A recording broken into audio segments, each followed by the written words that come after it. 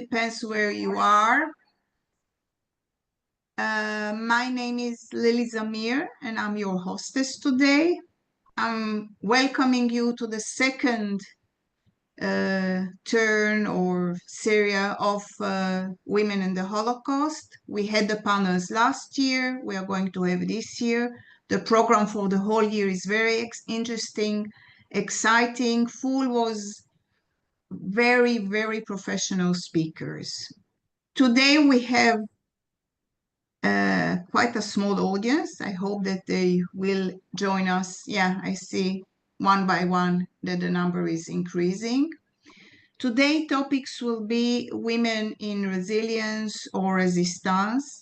But before I start, I would like to welcome very warmly our president, Professor Carol Rittner, who is with us, and as usually our director, Yaakov Asher, who is also with us, and the distinguished speakers, and our moderator, Dr. Batya Brutin, who is going to be in charge of our very successful meeting today. So I wish us all a enjoyable, challenging, and interesting evening.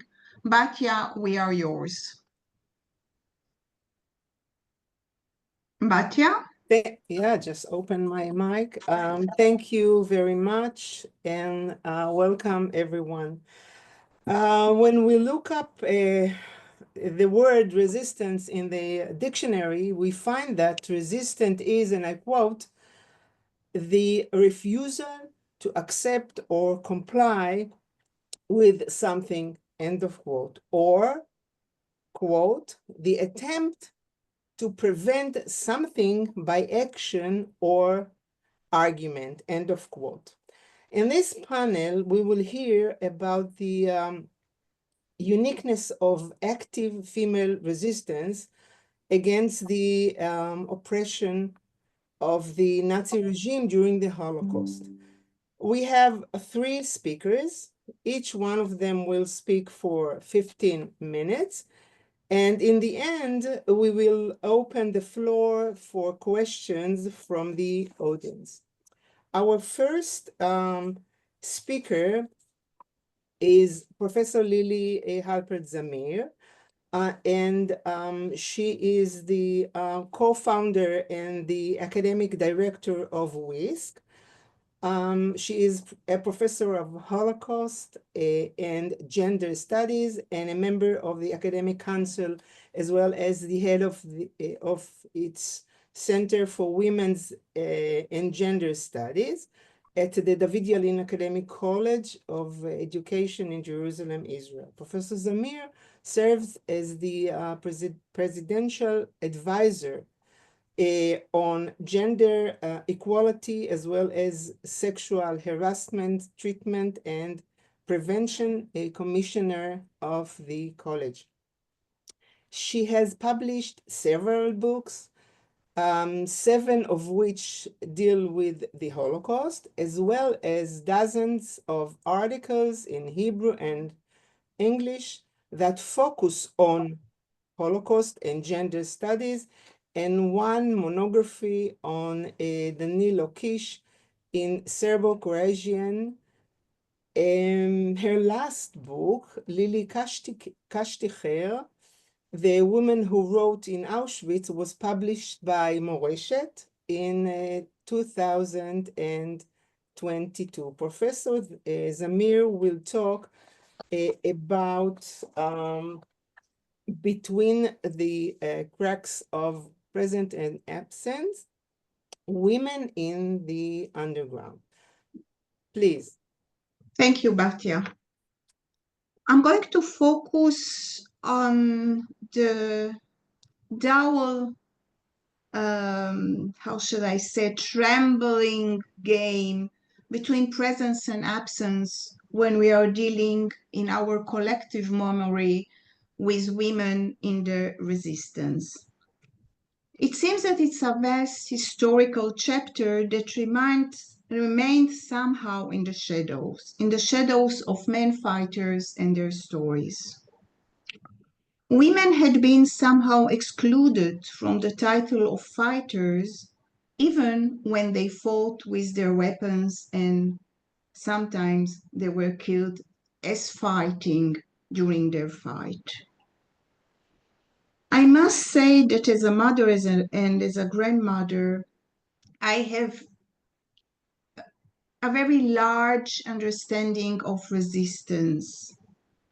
Now, at my age, I know that resistance has so many faces. And I think that a woman who went with her child to the gas chambers, it's also resistance, although she had no Molotov bottle in her hand. A woman who helped the sick and the weak and gave a piece from her little portion of bed, a piece to another person, it's also resistance. But who is counting it? It was somehow taken as a natural thing to women to behave like that. Most of the women in the resistance, partisans as well as ghetto fighters, were in their very young age, at the early 20s. Very often they had no families of their own, which means that they were quite free, I would say, because it was only their lives that was in risk, not the life of children or family. As a matter of fact, not only they were young, the whole members of most of the resistance movement were very young people in their early 20s. And then, like now, women at the same age were much more mature than the male, which means that they were more responsible and they could take place in leadership roles, which sometimes the men were not mature enough to do. Jewish women were usually unwanted in non-Jewish partisan groups. And the very, very few who were accepted among non-Jewish partisan groups had often paid a very, very high price for their presence with the fighters. Besides fighting, and they fought like men, and they endangered their lives like men, they were accepted to serve as nurses, cooks, to mend the clothing, to clean, and sometimes to act as lovers, even if they didn't want so. It was the price of being a part of the group.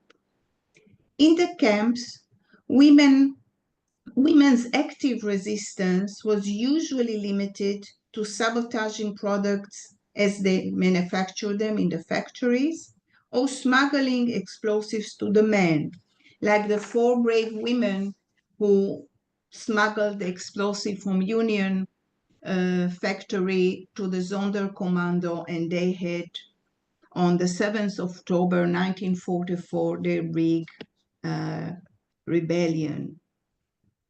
Unfortunately, all the four women were caught, tried, and killed, and of course, they never revealed the names of their partners. The Jewish underground in Eastern European ghettos was a little bit different than in other places in the world.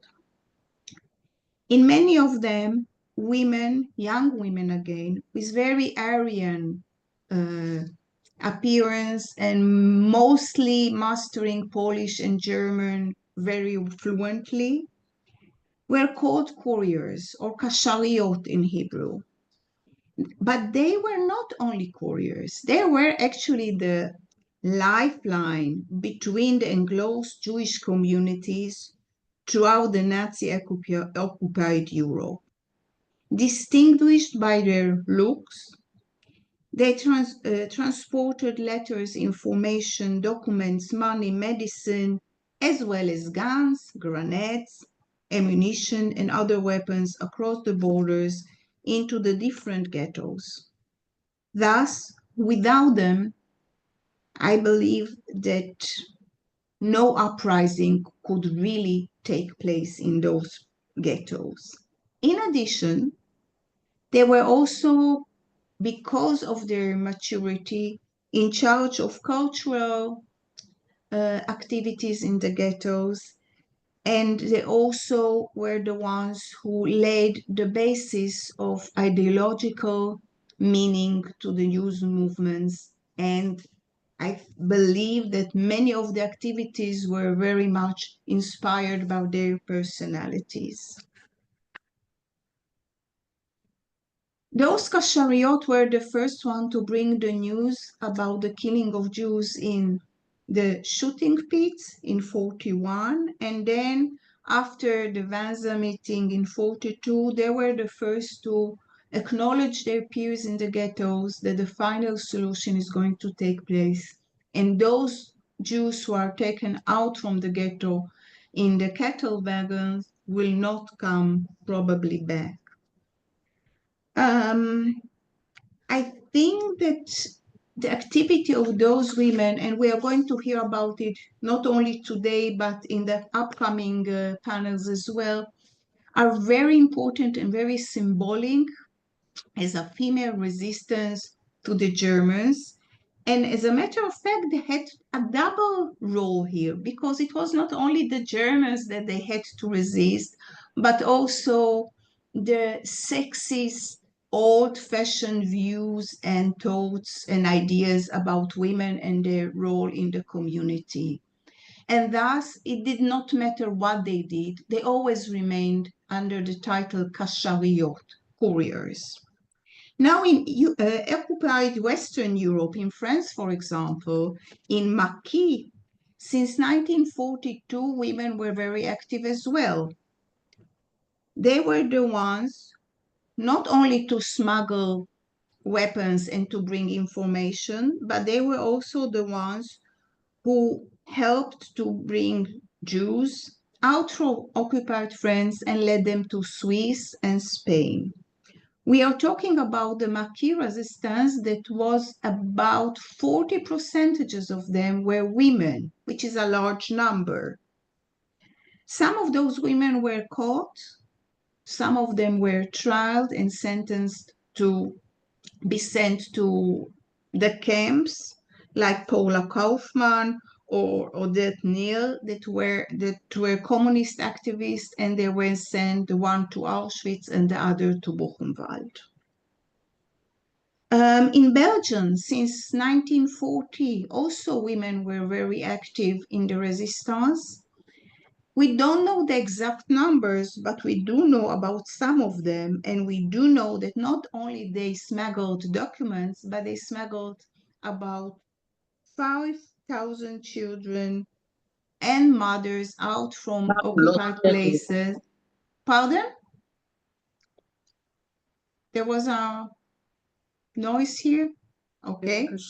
And they not only smuggled them out, but many times they found hiding places for the children, and shortly after they brought the mothers to be near the children in very different kinds of jobs like housekeepers, cooks, nannies, and they smuggled news from the women to their children and vice versa.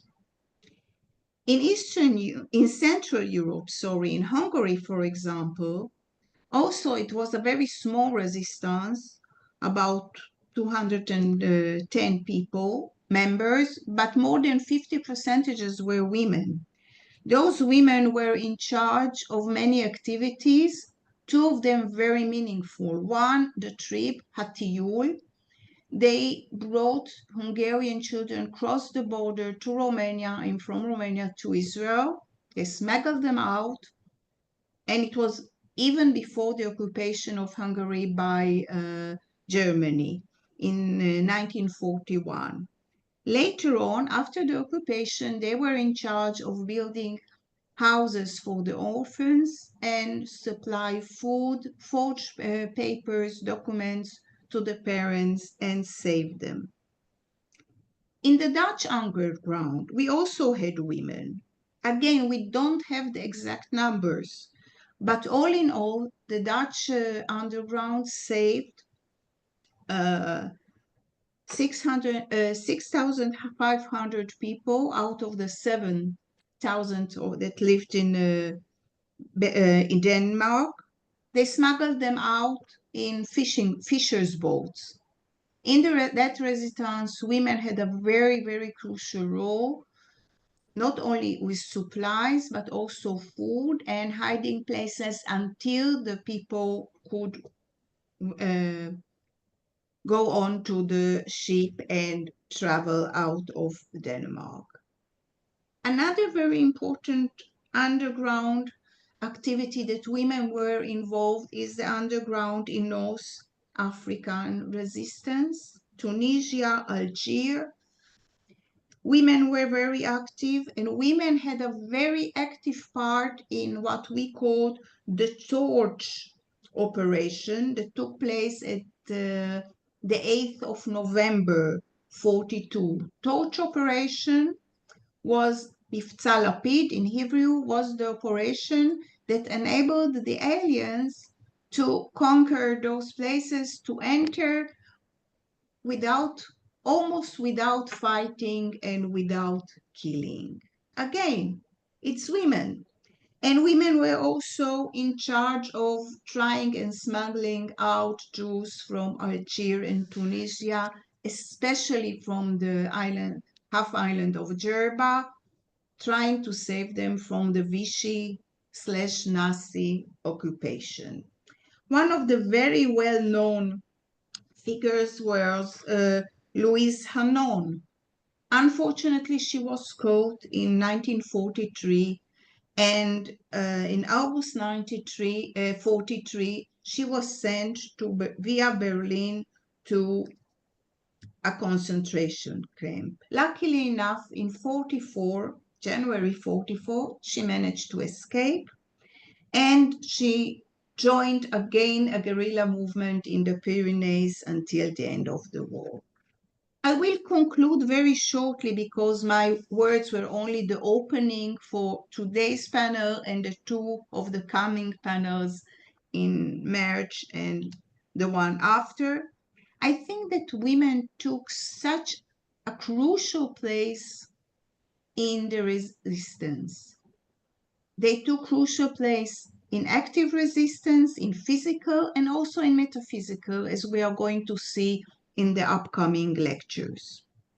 I think that after 80 years, we should pay some homage to those women and maybe correct the terminology of couriers and find them other terminologies to describe what they have done. I believe that had they been men, streets were named after them, and obviously they were called fighting heroes, lions, and all those descriptions that we like to give to men fighters. But they were women. So somehow they were left. They were left behind a little bit. They were left between the cracks of presence and absence. Thank you. Thank you very, very much, Lily, for the interesting and wide survey about women's resistance. Our second speaker is Professor Yoel Yaari. And Professor Yoel Yaari is Professor Emeritus of Neurosciences at the Hebrew University Faculty of Medicine in Jerusalem. He has published numerous peer-reviewed articles on basic molecular and cellular mechanism of brain function and neurological diseases. In 2015, he began to investigate Holocaust historiography, focusing, among other topics, on Jewish women in resistance. He has published several Holocaust-related articles in public media. His documentary book, A Portrait of a Woman, recently published in Hebrew and is currently being translated into English. Yoel, the floor is yours. Thank you very much. Do you hear me and do you see my... Yes, yes. Okay, so we are at Grodno. December, 24th of December, 1942, Christmas Eve. This is the building of the Gestapo, where the Gestapo agents hold a party. Here you can see a Gestapo officer leading 3 Polish women to the party. He invited them. Actually, he had a relationship with one of them, and he invited her and the 2 girlfriends that stayed with her, and took a picture of them. And the name of these Polish women are Wanda Majewska, Krystyna Kosowska, and Bronislava Limanowska. But the Gestapo agents do not know that these Polish women are actually underground operatives. Furthermore, they do not know that these 3 beautiful ladies are Jewish underground operatives. And their names are Tema Schneiderman, Lonka Kozibrodska, about which I will expand my talk today, and Bela Chazan. And the 3 of them are on a mission on the way to Vilna. And they belong to the Dror underground movement, which soon will become part of the Jewish fighting organization. These 3 women are called couriers. And I will briefly summarize who the couriers are. Some of this information was already given today. These were young women in their late teens or early 20s. They were, most of them, senior or junior members of Jewish youth movements, mostly Zionist pioneering, but also communist and socialist. They manifested Aryan features like fair hair and blue eyes, and they disguised themselves as Catholics, wearing crosses on their necks and carrying Catholic prayer books in their purses. They were fluent in Polish, German, or other local languages without a Yiddish accent. They were mostly unmarried and without children, which allowed them greater flexibility and mobility. Above all, these women, I would say their number is about 30 or 40, they were courageous, resourceful, resilient, able to cope with extended loneliness, stress, danger, and torture. And even though they were called and still are called couriers, they acted as secret agents, spies, smugglers, and combatants. And none of them had professional training, so they had always to be resourceful and to improvise. What were the key functions of couriers during World War II? They accompanied senior male movement activists on mission. They found places for agricultural farms for kibbutzim, and they negotiated renting them from the owners. They visited movement branches all over occupied territory to recruit participants for seminars held in major towns like Warsaw, Vilna, Bialystok. They assisted movement members to cross borders to Slovakia, Hungary, on way to Palestine perhaps. They distributed bulletins to movement branches. They explored Jewish communities and updated movement leaders about their situation. They organized false papers, official stamps, stationery. They smuggled money, medicines, bulletin, messages into ghettos and out of ghettos. They smuggled out of ghettos archival materials and hid them on the Aryan side.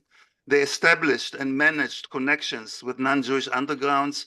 They rented safe houses outside the ghetto for movement activists. They brought news about extermination to Jewish communities. They assisted youth in ghettos to organize resistance.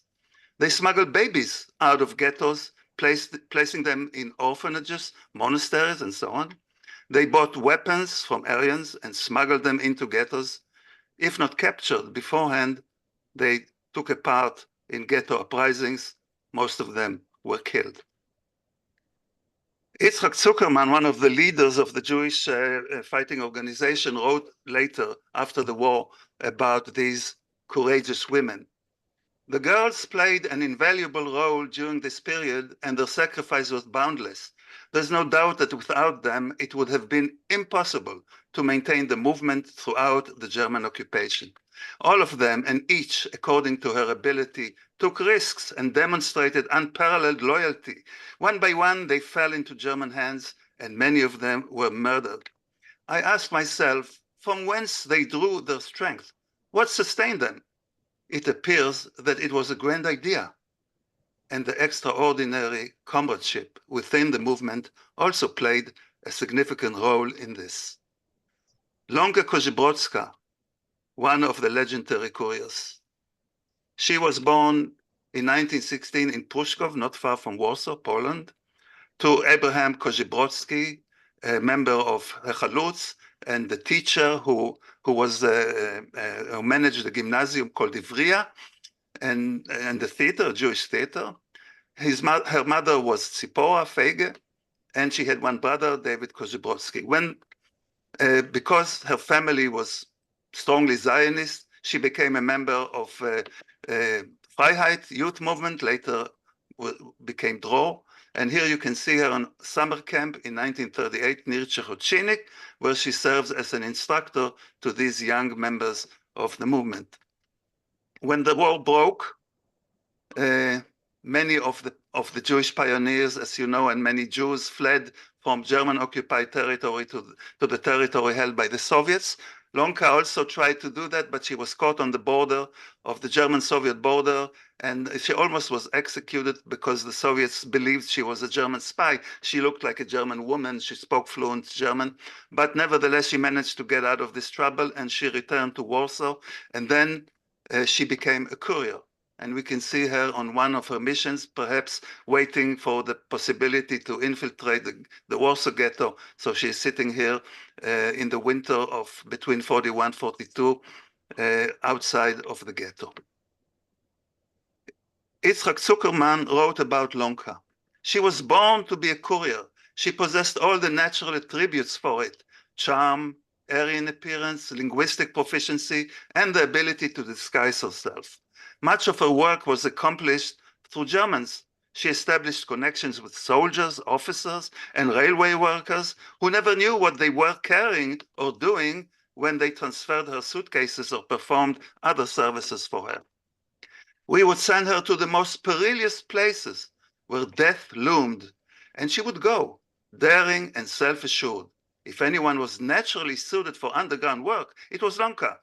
In this role, all her strength and skills were revealed: willpower, intelligence, charm, and wisdom. The underground seemed created for her to serve as its high priestess, and she served it with her entire being, loyalty, and devotion.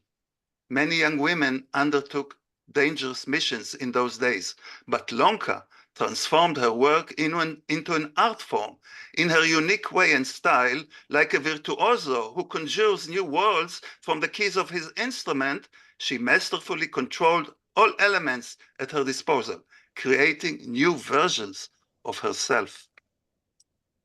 If all her acquaintances from the war period, Jews, Poles, and Germans, were together, how many Lonkas would they describe? Which one was the authentic, genuine Lonka? At times, an arrogant German woman, gazing disdainfully upon the mass of Poles sprawling at the railway station and proceeding directly to the station restaurant, at whose entrance hangs the sign, "Only for Germans." Sometimes she's a modest, naive teacher, escaping from the gray reality into the world of literature and music. Sometimes an impudent smuggler, irritable, pushing through with fists and cursing deadly profanities. Yitzhak Zuckerman summarized: blue eyes, a sculpted sharp nose, and blonde hair with long braids arranged like a wreath upon her head. Yet within, a tender Jewish spirit dwells, bearing the weight of harrowing times and profound hardships. Another leader of the Jewish fighting organization, Sivia Lubetkin, also admired Lonka. A beautiful young woman, she said, blonde with an Aryan appearance, educated, endearing herself to people, and everyone who came in contact with her admired and cherished her. She was full of youthful energy, but what was special about her was the courage she was blessed with. She knew no obstacles in her actions, and there was no place she wouldn't reach. She would venture into cities and towns during acts of killing and liquidation, bearing a call for organization and defense. And when all hope seemed lost, when there appeared to be no recourse against the action, she would still risk her life to save even a single comrade. She would assert that to save one Jewish soul, it was worth risking one's own life. And risking her life she did, and eventually she was caught. On her way on a mission from Bialystok to Warsaw, in June 1942, early June 1942, she was captured at the Malkinia train station, midway between Bialystok and Warsaw. She was interrogated at the Gestapo headquarters in Warsaw, Schucha Street, and after 3 days of fierce interrogation and torture, she was sent to Pawiak prison in Warsaw. And after 5 months of imprisonment, she was deported to Auschwitz-Birkenau. When she was gone and when she was captured and did not come back to Bialystok, her comrade Bela Chazan was sent to look for her. And Bela Chazan was also captured at the Malkinia train station, tortured and interrogated at the Gestapo headquarters, sent to Pawiak, where she met Lonka, and the two became intimate friends, and together they were deported to Birkenau. And you can see here the list of deportees from Pawiak to Auschwitz, 52 Polish women. Krystyna Kosowska is Lonka, and Bronislava Limanowska is Bela. And here you can see the photo, the mugshot of Lonka when she arrived to Auschwitz-Birkenau on November 14th, 1942. As I said, or maybe I didn't, but I should tell it now, Lonka became ill with typhus. Bela as well, both of them were ill, and they were hospitalized in the Revier, in the hospital or infirmary of the women's camp in Birkenau. Bela Chazan managed to survive the illness, but Lonka became more gravely ill. And Bela Chazan, who survived the Holocaust, she wrote after that about Lonka's final days. Lonka's illness worsened day by day. She was literally burning up with typhus fever. On top of that, she fell ill with mumps and dysentery. Her condition deteriorated rapidly. She had grown deathly pale, her eyes sunken, reduced to a bundle of nerves and bones. It was clear she sensed her end was near. And then, gripping my hand tightly, she said, "I didn't manage to unwind the thread of life from the cocoon to its end. But you, Bela, you must go on. You will tell our story." These were her last words to me. She whispered, "Shalom," and then she was gone. When Lonka died, her Polish friends put a cross on her abdomen and started praying the Polish Christian prayers. And Bela would not allow Lonka leave this world as a Christian. So she begged the camp doctor, Dr. Rode. She asked him whether she could carry the corpse, Lonka's corpse, to the morgue by herself, rather than throw the body outside the barrack, as was done with dead women. And the doctor agreed, and Bela, with some friends, carried on a stretcher the body to the morgue, which was, this is just showing the death date, the date of death of Lonka. This is the list of women who died on that day, April 13th, 1943. So she carried her to a morgue, which was near crematorium number 2, where Lonka's body was cremated. And once the Polish friends left, Bela took away the cross that they placed on her, threw it away, and said the Kaddish after Lonka. 75 years later, myself, I went to this shed in Birkenau, and I put Lonka's photo on the wall, and I said the Kaddish, which Bela Chazan, my mother, by the way, said 75 years earlier. After the war, the ghetto people who were part of the ghetto uprising, some of them, the leaders, became well-known heroes in Israel and in the Jewish world, but the couriers, like Lonka, which enabled the ghetto uprisings, were forgotten. However, In 2020, I submitted the story of Lonka to the Bnei Brit organization, and they issued her the Jewish Rescuers Citation, which has been conferred to her in recognition of the devotion, courage, and heroism exhibited in rescuing fellow Jews during the Holocaust. Thank you very much. Wow. Thank you very much, Yoel, for presenting us with a wonderful and fascinating episode of brave women. Our last speaker is Dr. Miri Freilich. She is a historian of Polish Jewry. She was a researcher at Yad Vashem. She taught Jewish history and worked in the Department of External Relations at Beit Berl College, coordinating projects on human rights issues. Dr. Freilich published in 2010 her book titled Brothers Apart. This research has contributed to the effort to restore the Beitar youth movement's place in the history of the Holocaust. In 2011, she was the editor of a book on survivors in Israel. The bush was not consumed. By the way, I wrote also an article, thank you, Miri, for that, in this book.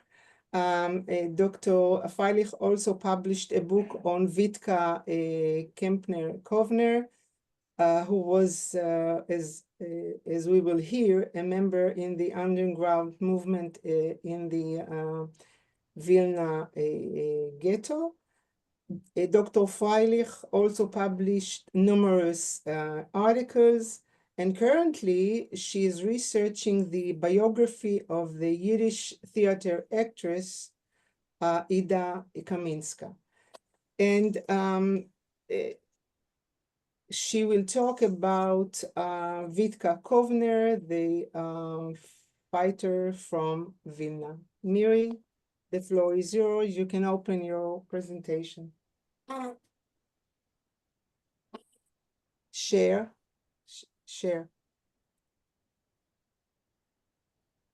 Mm-hmm. Okay.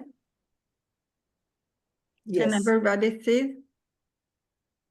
Okay. Thank you, Batya, for the kind introduction. I just want you to pay attention to the two books I published on Vitka. One of them, the Hebrew one, is the historical book, and the research was conducted in Yad Vashem. And the other one, I was so fascinated by Vitka's actions and her personality that I've decided to turn her biography into literature. And the book really tells, for those of you who are not, maybe don't want to read historical details, so the Partisan from Vilna, the English version, is the story, the personal story of Vitka. It's written as a literature, as a literary book, and it's easier to read, I think, than the Hebrew one. So you're welcome to read it. It's published in Amazon. I met Vitka Kovner when she was about 80 years old. We met in a ceremony dedicated to Holocaust survivors in Beit Berl College. And we started talking during lunch, and she began to tell me about some of the things that she did during the war. And I said to her, Vitka, the story is so fascinating. How come nobody knows about it? And she said, oh, well, you know, I was busy. I was a psychologist. And that's why I decided not to talk about it. But if you want, please come to my house in the kibbutz in En Choresh, and we can talk, and maybe you can write an article about me. So I said, great. And then I came to her house in the kibbutz, and I kept coming to her house in the kibbutz for many years. And we met almost every week. And every week she told me a little bit more about her and about her actions. And as you can see, this is Vitka as a young woman, and the picture of the older woman is holding a gun of Abba Kovner, the pistol of Abba Kovner, in a ceremony in Yad Vashem when she donated the pistol to Yad Vashem, and the pistol now is in the museum. But she always emphasized that she never shot anyone. She always had a gun or a pistol, but she never shot anyone. She didn't have to. So this is Vitka.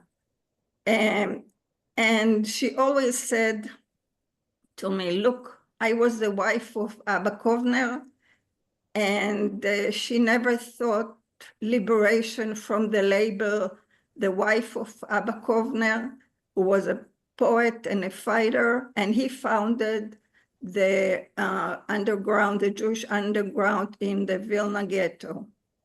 So she said, I lived in Abba's shadows, and it was good to be there because he was the most interesting man I have ever met in my life. So until she was really old, she never really looked for publishing or describing the wonderful and the important things that she did as a fighter and as a member of the underground movement. Vitka was born in Kalisz. It was near the Polish-German border. She was 19 when the World War broke out, and the conquering German soldiers tortured and murdered the town Jewish residents. When she saw what's going on in her town, she decided that she can't be humiliated and she can't stay there. And in the winter of 1940, she escaped to Vilna.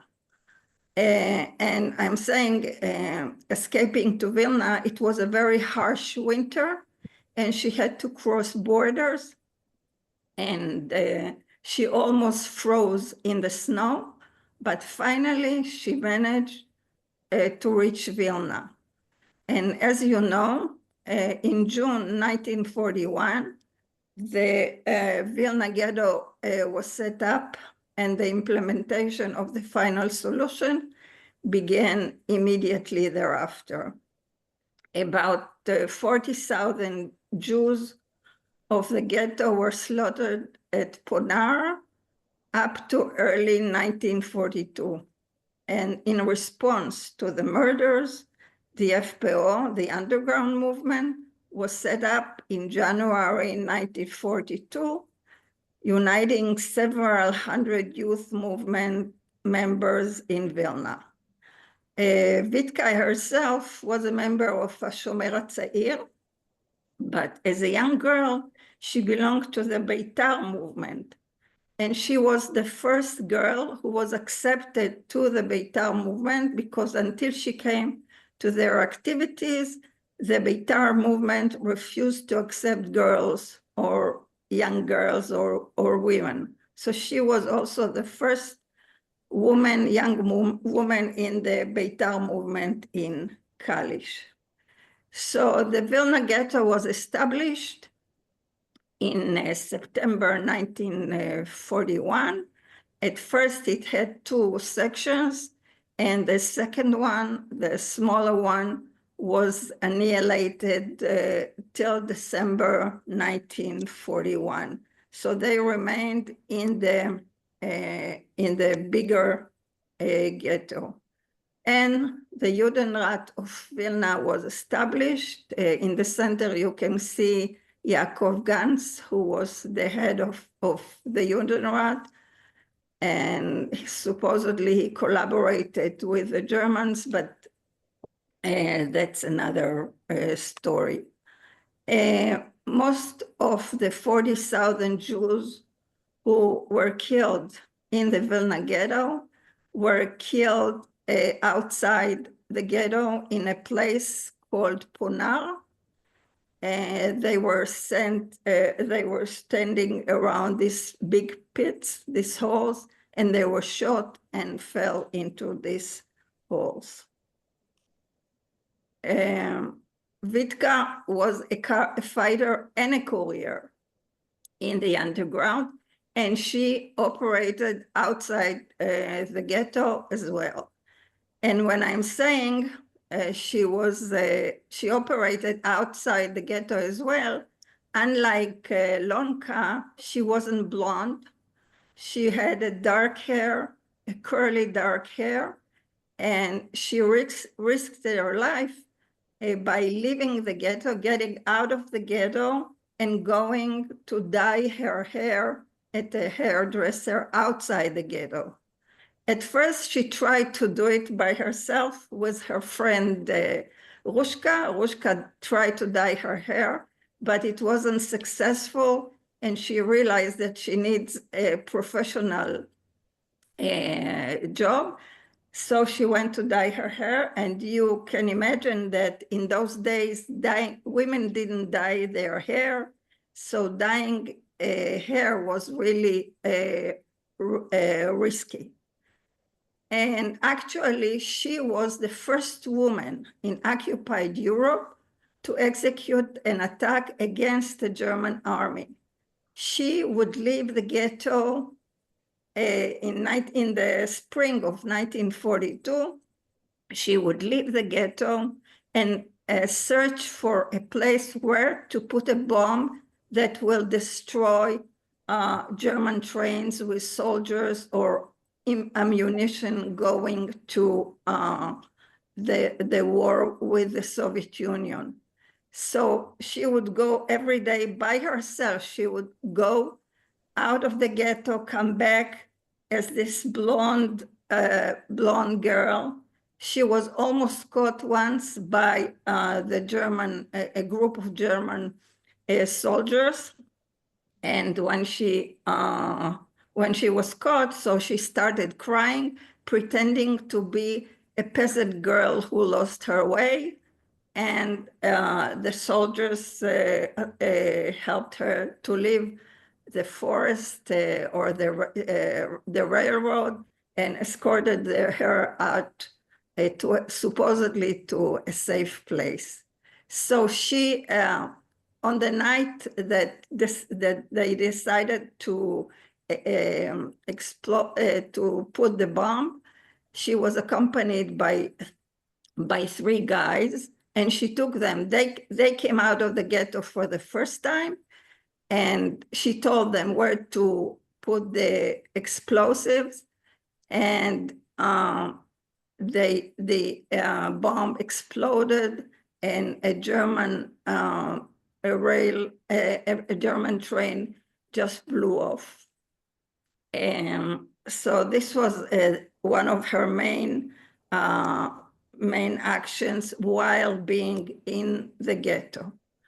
As the September 1943 date for the annihilation of the ghetto drew nearer, the underground command, at that time Abba Kovner, decided to escape the ghetto and join the partisans.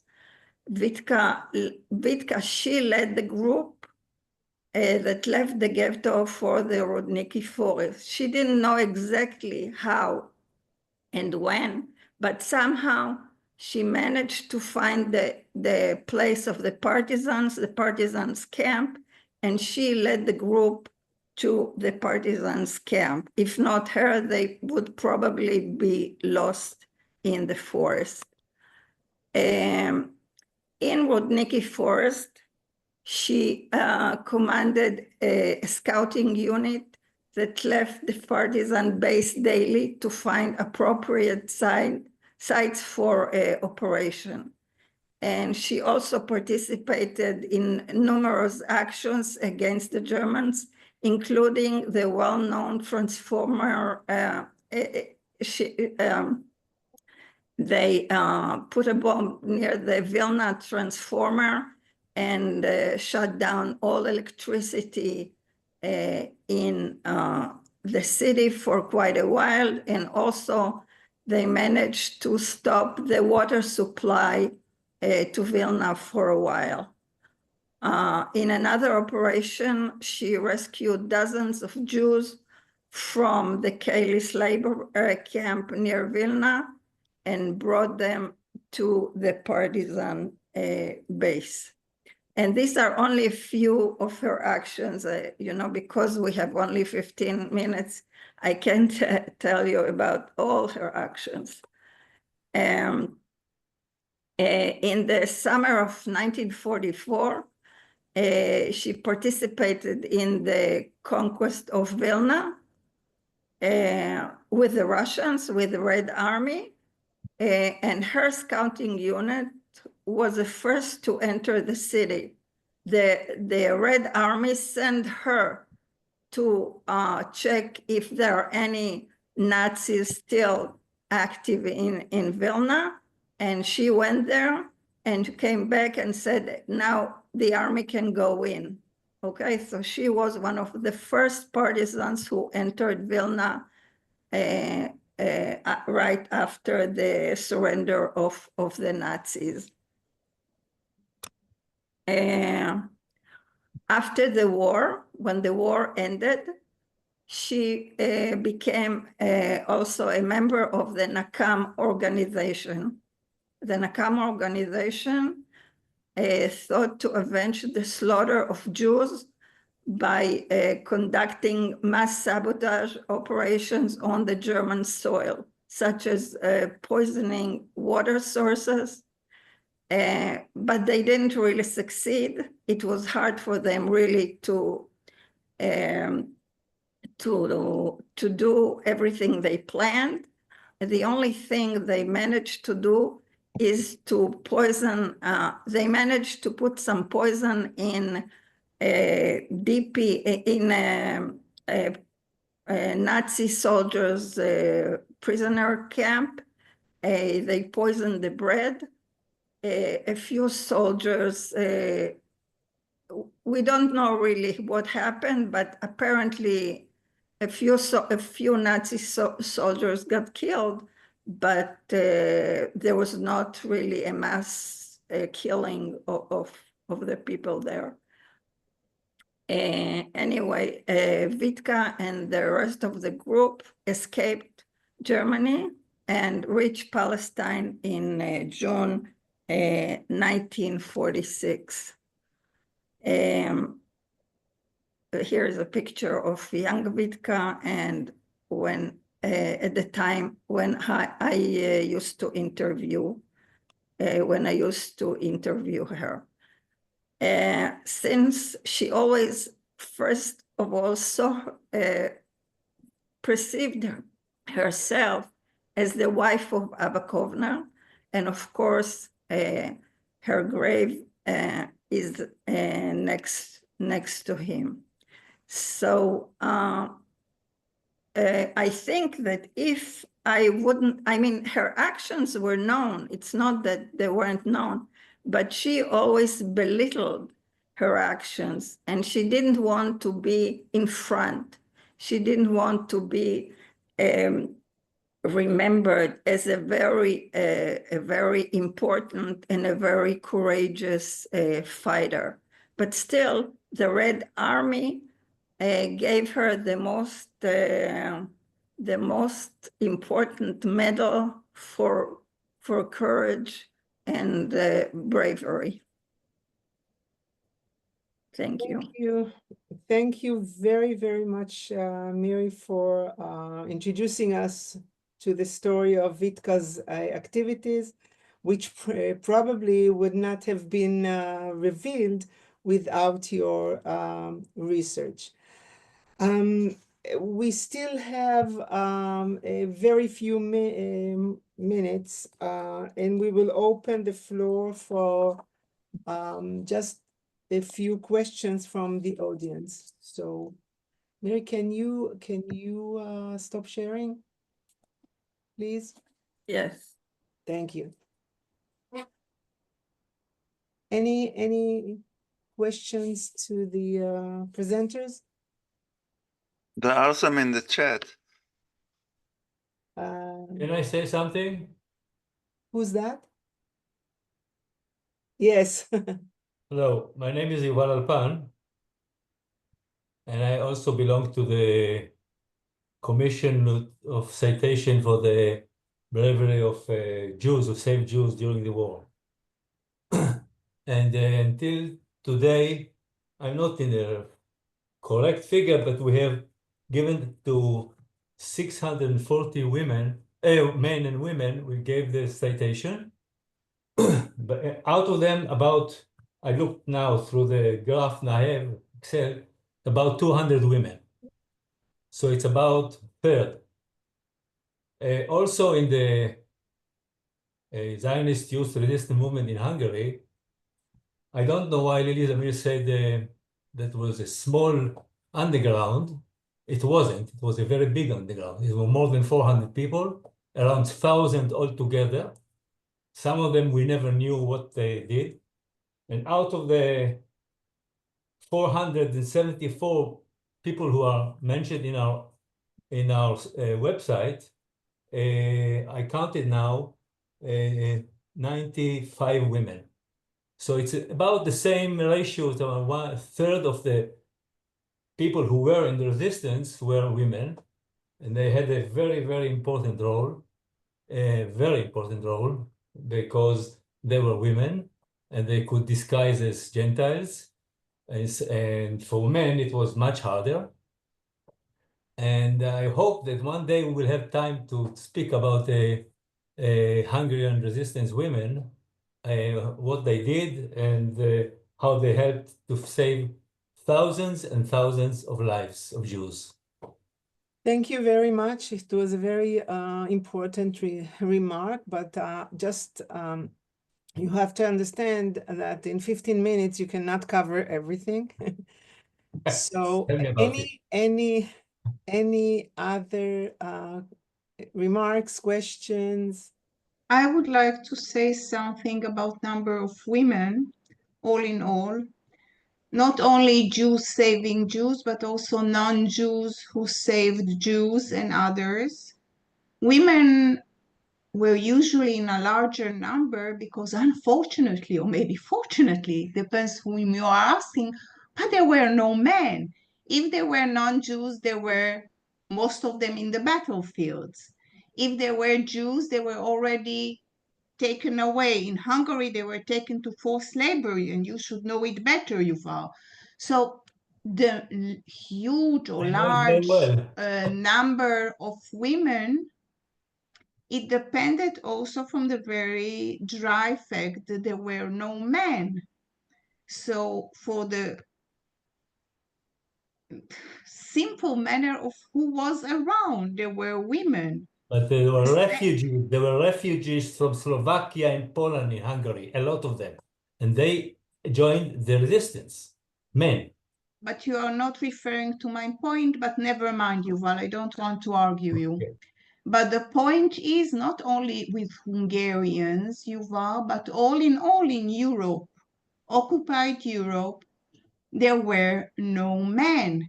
That's also if we look why more nuns than priests helped Jews and non-Jews, because there were more women. And always in during wartime or after wartime, we can see it sadly in Israel as well.